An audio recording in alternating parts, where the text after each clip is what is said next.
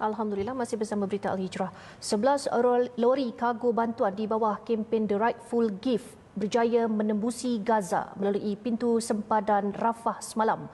Ketua Pegawai Eksekutif Global Hayat Muhammad Farhan Muhammad Fadil berkata, bantuan kemanusiaan itu menjadi antara konvoi terawal memasuki Gaza selepas pengumuman gencatan senjata 10 Oktober lalu. Konvoi yang diketuai Global Hayat bersama beberapa organisasi kemanusiaan dari Malaysia itu membawa 5,400 kotak makanan asas dan 100 tan gandum dengan nilai keseluruhan bantuan mencecah 2.8 juta ringgit. Yang 11 lori kargo kita hantar ni dalam tempoh 10 hari kita dapat hantar ke sana. Jadi kita dah melihat segala halangan yang ada, apa dia punya prosedur dia, dan insya-Allah itu sebenarnya satu peluang kemasalah untuk kita sama-sama ni. Beliau berkata demikian kepada kru Berita Al-Hijrah di Bangi siang tadi.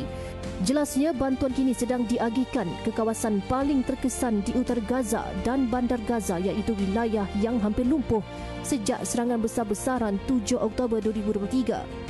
Situasi itu katanya turut menandakan pembukaan laluan darat yang lebih stabil selepas lebih setahun akses yang sangat terhad membuka ruang kepada fasa baharu penghantaran bantuan dari Malaysia dan Nusantara.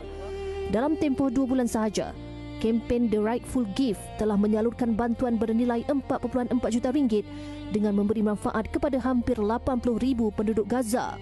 Tambahnya, kempen ini menyasarkan penghantaran sebanyak 50 lori lagi sehingga Mac 2026.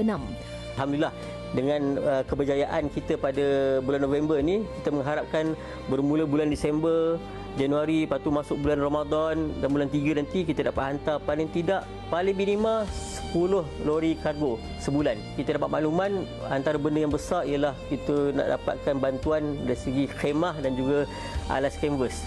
Ini antara permintaan mereka di sana lah.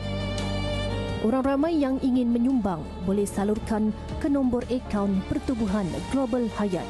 Maklumat lanjut, hubungi dan layari laman web atau laman sosial seperti tertera.